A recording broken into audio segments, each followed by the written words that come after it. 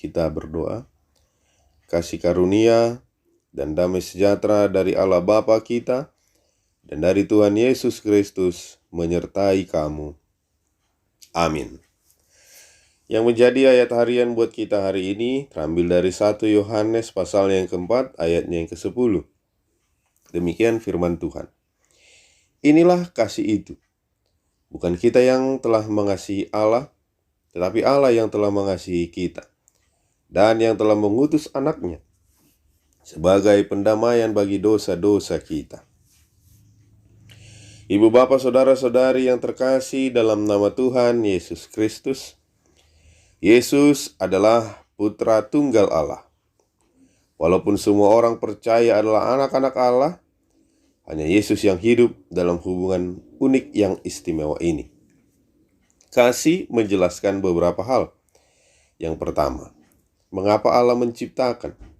Karena Dia mengasihi, menciptakan manusia untuk dikasihi. Kedua, mengapa Allah peduli? Karena Dia mengasihi mereka.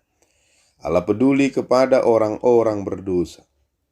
Tiga, mengapa kita bebas untuk memilih?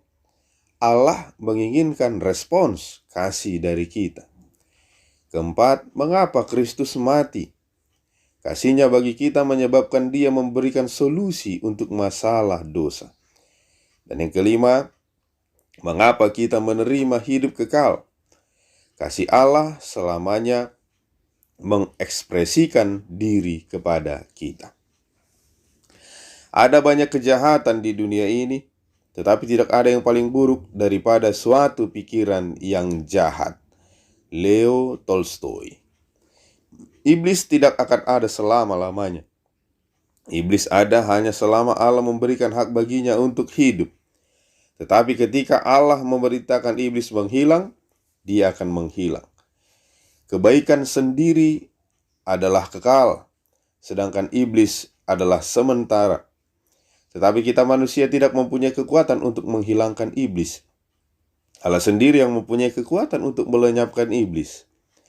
Allah tidak memerlukan pertolongan manusia yang adalah sangat lemah dan tidak mengetahui kemungkinan-kemungkinan untuk melawan iblis.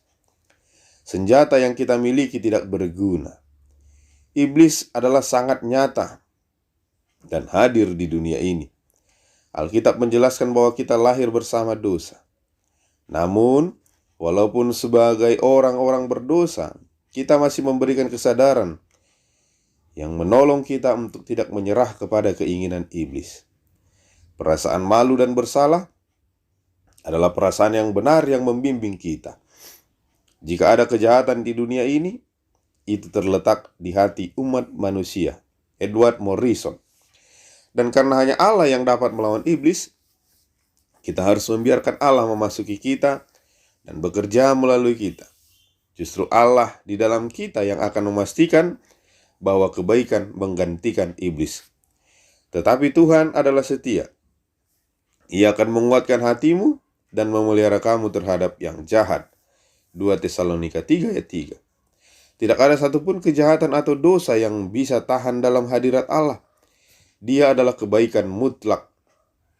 Dia tidak dapat mengabaikan, memaafkan atau membiarkan dosa seolah-olah tidak pernah terjadi.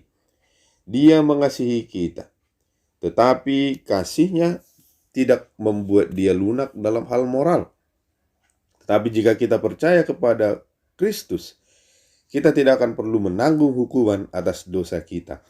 Kita akan dibebaskan karena kurban pendamaiannya. Amin.